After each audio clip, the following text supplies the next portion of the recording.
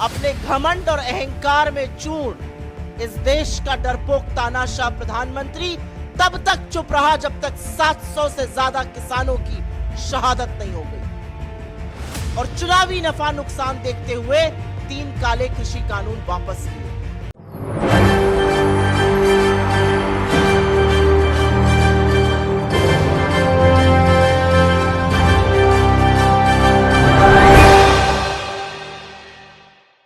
जब 3 काले कृषि कानून आए थे, किसान विरोधी कानून, और उन किसानों का दमन किया जा रहा था, जब 1 साल से ऊपर किसान दिल्ली की सरहद पर जाड़ा, गर्मी, बरसात, ओले झेलते हुए इस सरकार के खिलाफ आंदोलन कर रहे थे, तो बजाय समाधान ढूंढने के उनको मवाली, उनको खालिस्तानी, उनको पाकिस्तानी, उनको आतंकी तो कहा ही जा रहा था।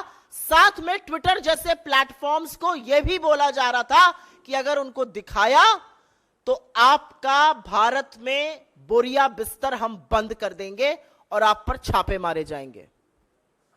और याद रखिएगा, अपने घमंड और अहंकार में चूर्ण इस देश का डरपोक तानाशाह प्रधानमंत्री तब तक चुप रहा जब तक 700 से ज्यादा किसानों की शहादत नहीं हो गई और चुनावी नफा नुकसान देखते हुए 3 काले कृषि कानून वापस लिए। लेकिन यह सच है कि जब इस देश का अन्नदाता अपने हक की लड़ाई लड़ रहा था तो इस देश के प्रधानमंत्री उनका दमन कर रहे थे, उनकी आवाज को दबाने की कोशिश कर रहे थे। और आपको याद दिला दूं, यह मई 2021 की बात है। किसान आंदोलन चल रहा था, अपनी चरम सीमा पर था, और तब बीजेपी की फेक न्यूज फैक्ट्री, जो कि सही नाम है बीजेपी की आईटी सेल का, उनके कुछ बददिमाग प्रवक्ताओं और सांसदों ने एक मनगढ़ंत फर्जी ट्वीट किया था कोई तथाकथित टूल किट को लेकर। उनका कहना था कि कांग्रेस इस टूल किट का इस्तेमाल कर रही है, और आपको याद होना चाहिए कि उसको मैनिपुलेटेड मीडिया, मतलब भ्रामक मीडिया कहकर टैग किया गया था। और आज वो असलियत सामने आ रही है कि उसके बाद क्या हुआ था। उसको भ्रामक मीडिया कहकर टैग किया गया था और 24 मई 2021 को ट्विटर के ऑफिसेस पर छापा पड़ा, ट्विटर के एम्प्लॉइज के घर पर छापा पड़ा, और यह अब समझ में आता है कि किसान आंदोलन को दबाने के लिए किया गया था। मैं आपके साथ एक और डेटा साझा करूंगी, लेकिन उसके पहले एक ही सवाल है कि इस देश का प्रधानमंत्री इतना कायर, इतना डरपोक क्यों है? इस देश की सरकार, 140 करोड़ लोगों के इस देश की सरकार 21 साल की एक क्लाइमेट एक्टिविस्ट से डरती है, पॉप सिंगर रिहाना से डरती है, वो छोटी सी बच्ची ग्रेटा थनबर्ग से डरती है। इस देश की सरकार मीडिया से, खासतौर से उस मीडिया से जो सवाल पूछता है, इतना डरती है कि एक लंबी फेहरिस्त है मेरे सामने, जिसमें मैं लगातार बता सकती हूं कि किन किन लोगों पर सीबीआई की, ईडी की, इनकम टैक्स की रेड हुई, क्योंकि वो सच दिखा रहे थे।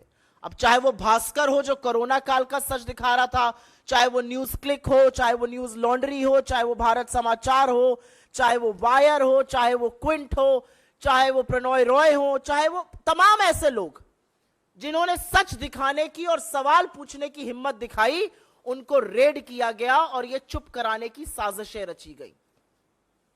लेकिन क्योंकि हम ट्विटर की बात कर रहे हैं, आपके सामने एक आंकड़ा है और इसको भी मैं साझा कर दूंगी आपके साथ। आपको याद होगा, अगस्त 2021 राहुल गांधी जी का अकाउंट ट्विटर ने ब्लॉक किया था। उनका कहना था उनकी किसी गाइडलाइन का उल्लंघन हुआ है, जबकि चेहरा विक्टिम का नहीं, विक्टिम की फैमिली का था। लेकिन बहरहाल अगस्त 2021 में राहुल गांधी जी का ट्विटर हैंडल ब्लॉक किया जाता है और अगले 6 महीने तक उनका ट्विटर ग्रोथ, उनकी सब्सक्राइबर ग्रोथ, उनकी फॉलोवर ग्रोथ बिल्कुल नगण्य हो जाती है। और जब फरवरी 2022 में वॉल स्ट्रीट जर्नल यह खबर चलाने वाली है कि ट्विटर ने राहुल गांधी जी के अकाउंट को ब्लॉक किया है और उनकी सब्सक्राइबर ग्रोथ ब्लॉक हो गई है और ट्विटर को चिट्ठी लिखी जाती है, तुरंत ये जो शैडो बैन था ये हट जाता है और लगातार उसके बाद सब्सक्राइबर में ग्रोथ आ जाती है। तो मैं आज ये क्यों ना कहूं कि ट्विटर ने ये शैडो ब्लॉकिंग, सब्सक्राइबर ग्रोथ पर ब्लॉक करना सरकार के कहने पर किया था। और ये जो 6 महीने का बैन था ये सरकार के दबाव में आकर किया गया था, जिससे विपक्ष की सबसे मजबूत आवाज को भी ट्विटर जैसे प्लेटफॉर्म पर ब्लॉक किया जाए। और ये कहानी सिर्फ ट्विटर तक सीमित नहीं है। हम सबको पता है कौन से पेज डिलीट होते हैं, हम सबको पता है किसके पोस्ट डिलीट कराए जाते हैं, फेसबुक से यूट्यूब पर किसको रिस्ट्रिक्शन करा जाता है, ये सर्वविदित है। लेकिन ट्विटर का एक फाउंडिंग सीईओ, फॉर्मर सीईओ अगर ये कह रहा है कि सरकार ने इस कदर दबाव बनाया था कि अगर किसानों को दिखाया गया तो आपके घरों पर छापे पड़ेंगे, ये असलियत है 56 इंच की छाती की। और 56 इंच की छाती डरती इतना ज्यादा है, कुछ एग्जाम्पल्स तो मैंने आपको दिखा दिए, लेकिन वो डरते इतना ज्यादा है कि कोई सवाल पूछ ले तो नौकरी खाने पर आमादा है। अभी थोड़े दिनों पहले अमेठी में सबने देखा, स्मृति ईरानी जी जा रही थी, पत्रकार ने सवाल पूछने की हिम्मत दिखाई, 12 घंटे से अंदर में पत्रकार की नौकरी खा ली। बड़ा संतोष आया होगा, बड़ी संतुष्टि आई होगी। नौकरी एक बना नहीं सकते लेकिन खाने में सबसे आगे रहते हैं। और डरते इस कदर हैं कि विपक्ष की सबसे मजबूत आवाज जो 4000 किलोमीटर पैदल चलकर इनकी कलई खोलने लगती है, संसद में इनका पर्दाफाश करती है, उसको षड्यंत्र रच के संसद से निकालने का काम किया जाता है। और हां, मैं राहुल गांधी की बात कर रही हूं। लेकिन ये जो तथ्य सामने आ रहे हैं ये वाकई में भयावह हैं, ये डरावने हैं और ये दिखाते हैं कि किस तरह से लोकतंत्र में हर उस आवाज का दमन किया जाएगा जो थोड़ी सी, जरा सी भी हिम्मत दिखाएगा। और क्यों डरते हैं मोदी जी? क्यों डरता है इस देश का प्रधानमंत्री? इस देश का प्रधानमंत्री इसलिए डरता है क्योंकि करोड़ों रुपए खर्चा कर कर एक रंगी पुती छवि बनाई गई है और जब ऐसे सच सामने आते हैं तो वो छवि ध्वस्त हो जाती है और बेनकाब हो जाता है कायर तानाशाह। मैं मोदी जी की जो कायरता है उस पर 2 बात जरूर बोलूंगी, क्योंकि जब भी आप इनको सच का सामना कराइए, जब भी आप इनको आईना दिखाइए, तो अंतरराष्ट्रीय साजिश का एक बहाना बनाया जाता है। और जैसा कि हमेशा होता है, सरकार की ओर से एक बेसिर पैर का ट्विटर ने फलाने कानून का उल्लंघन किया। किस कानून का उल्लंघन किया किसी को नहीं पता है। हां, एक कानून का उल्लंघन किया, शायद चरण वंदन पे थोड़ी कमी कर दी होगी, यह कानून का उल्लंघन था। सरकार की ओर से और खासतौर से भाजपा के प्रवक्ताओं की ओर से, भाजपा के सांसदों और मंत्री की ओर से जबरदस्त ट्वीट्स आने शुरू हो गए। पर मुझे लगता है कि यह स्क्रिप्ट भी जो है वो उबाऊ हो चुकी है और तानाशाह का असली चेहरा सामने आ गया। तानाशाह का असली चेहरा सामने आ गया है। तानाशाह का मुझे लगता है अगर आप गूगल में डालिए तो शायद ये चेहरा सामने आता है। अब इनको पीछे करते हुए ये चेहरा सामने आने लगा है। लेकिन ये तानाशाह डरपोक है। ये तानाशाह इसलिए डरपोक है क्योंकि ये किसानों के खिलाफ अपनी निरंकुश पुलिस, ये किसानों के खिलाफ एनआईए, ये किसानों पर लाठियां बरसाने का काम करते हैं और सच को छुपाने का काम करते हैं। और वो सच बार बार उजागर होता है और आज सरकार को यह बताना है। और ये जो बेकार के तथ्य कहे जा रहे हैं कि वो झूठ बोल रहे हैं, आज जैक डॉर्सी को झूठ बोलने की क्या जरूरत है? उनको झूठ बोलने से क्या मिलेगा? क्या वो ट्विटर के सीईओ हैं? क्या वो ट्विटर के बोर्ड पर हैं? 2021 में वो सीईओ बनना बंद हो गए थे, 2022 मई से अगर मैं गलत नहीं हूं या मार्च से वो बोर्ड पर नहीं है। उनको क्या मिल रहा है ये सच उजागर कर कर?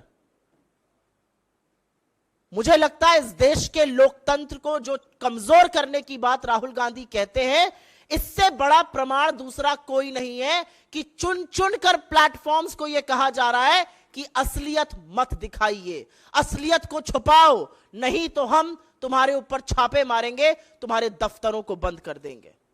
यह असलियत है सरकार की। एक और असलियत है और उस पर संक्षिप्त में बात करके आपके सवालों का जवाब देंगे हम, और यह असलियत है डेटा ब्रीच की। कल एक बड़ी खबर आई कि कोविन का जो डेटा था, आप सबको याद होगा कोविड काल के दौरान अगर वैक्सीन चाहिए थी तो एक ही तरीका था, कोविन पर जाइए, अपना फोन नंबर, अपना आधार या पासपोर्ट या सेंसिटिव डेटा भरिए, उसके बाद आपको अपॉइंटमेंट मिलता था, आपको जाकर कोविड की वैक्सीन लग रही थी। और एक बात यह भी सच है कि एक ही फोन पर हो सकता है अपने घर वालों को, अपने मित्रों को, संबंधियों का भी रजिस्ट्रेशन किया गया था। पता चलता है कि यह डेटा सरेआम लीक हो रहा है। टेलीग्राम का एक बॉट लगातार यह डेटा लीक कर रहा है, और डेटा लीक बड़े बड़े नेताओं का हुआ, भाजपा के भी नेताओं का हुआ, श्री चिदंबरम का हुआ, विपक्ष के और लोगों का हुआ, डीएमके के नेताओं का हुआ। लगातार पता चल रहा है कि यह डेटा कैसा लीक हो रहा था। सारा डेटा अवेलेबल है, क्या डेट ऑफ बर्थ है, क्या पासपोर्ट नंबर है, क्या आधार आईडी है, सारा डेटा लीक हो रहा है। और सरकार का डिफेंस आप सुन लीजिए क्या है। सरकार के जो आजकल सबसे बड़े विश्वगुरु बने हुए एक और मंत्री हैं, जो राज्य मंत्री हैं इंफॉर्मेशन टेक्नोलॉजी के, उनका डिफेंस क्या है? नहीं, ये कोविन डेटा लीक नहीं है, ये कोई पहले का डेटा कोविन का लीक हुआ था, उसका ब्रीच हुआ था, वहां से आ रहा है। तो हमारे कुछ सवाल हैं इस पर। जो पहले का डेटा लीक, जिसको alleged breach and stolen data कहा जा रहा है, क्या उसके बारे में सरकार ने कोई कार्रवाई की थी? यह पब्लिक क्यों नहीं किया गया कि वो कौन सा डेटा था? एफआईआर क्यों नहीं लॉन्च करी गई? ये कहां से डेटा लीक होता है? कैसे एक थर्ड पार्टी टेलीग्राम पर सिर्फ नंबर डालने से सारा डेटा मिला जा रहा है? क्या है यहां का डिजिटल पब्लिक इंफ्रास्ट्रक्चर? लगातार सरकार आपका डेटा बटोरने की कोशिश करती है, क्या वो कोविन ऐप हो, क्या वो उमंग हो, क्या वो डिजी यात्री हो, लगातार लोगों का डेटा लिया जाता है। आप डेटा लेते क्यों है जब आपसे डेटा संभलता नहीं है? यह पहली बार तो उल्लंघन है नहीं। और एक बात यह भी सच है कि 2017 में इस देश के उच्चतम न्यायालय ने, इस देश के सबसे बड़े न्यायालय ने डेटा को राइट टू प्राइवेसी बताया था। उस राइट टू प्राइवेसी का क्या हो रहा है? सरकार ने कमेटी बना दी, सरकार ने कंसल्टेशन किया, अब फिर से पूरा कालचक्र शुरू हो रहा है डेटा के कानून का। तो सवाल यह कि यह डेटा गया कैसे कोविन ऐप से, किसके पास गया, और सरकार की क्या जिम्मेदारी? क्या सरकार यह कहकर बच जाएगी कि पुराना डेटा था, तो वो पुराना डेटा कैसे लीक हुआ?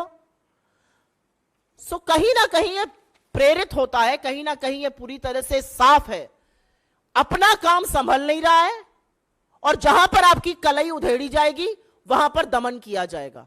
अपना डेटा संभल नहीं रहा है, लेकिन किसानों की असलियत ना बाहर आ जाए, किसान कानून जो बने थे उसकी असलियत ना बाहर आ जाए, तो ट्विटर जैसे प्लेटफॉर्म्स को, किसानों के आंदोलन को दिखाने वाले अकाउंट्स को बंद करने के लिए दबाव बनाया गया, और बंद भी हुए।